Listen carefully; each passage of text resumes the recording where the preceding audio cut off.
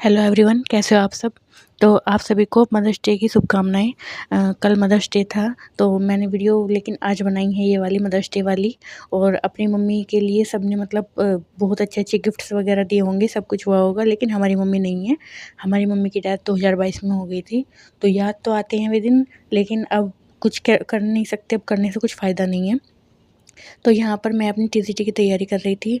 मेरा आज का विषय ये था कि सीटेट में मतलब सीटेट का डर क्यों है, या सीटेट में मतलब हमें ये क्यों डर लग रहा है कि हम इसमें मार्क्स नहीं ला सकते अच्छे, या हम कुछ कर नहीं सकते। आप सब कुछ कर सकते हो। आप मतलब अच्छी तैयारी से मतलब अपने अच्छे मार्क्स ला सकते हो। इसमें कोई डरने की, घबराने की कोई भी बात नहीं है। अगर हम मेहनत करते हैं वो हमारी एक न एक दिन सफल ज़रूर होती है।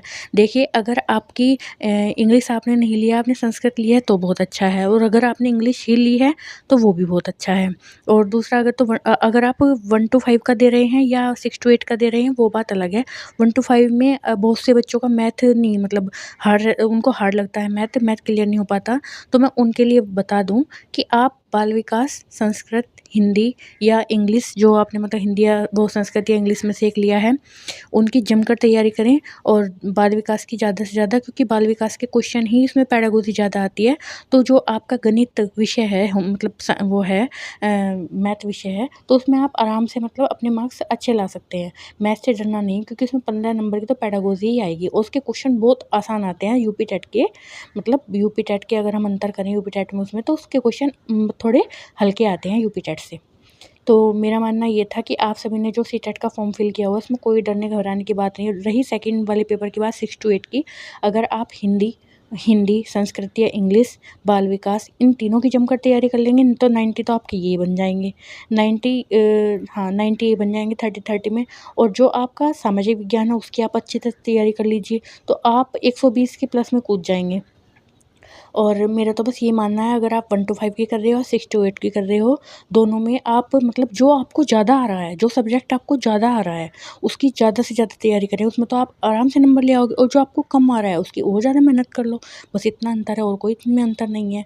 और थोड़ा बहुत तो अंतर चलता रहता है। किसी का मैथ वीक होता है, किसी का मैथ अच्छा होता है, किसी की इंग्लिश वीक होती है, किसी की इंग्लिश अच्छी होती है, तो वो तो अंतर देखना पड़ता है। लेकिन आप थोड़ी सी मेहनत करोगे तो आपकी मेहनत ज़रूर रंग लाएगी।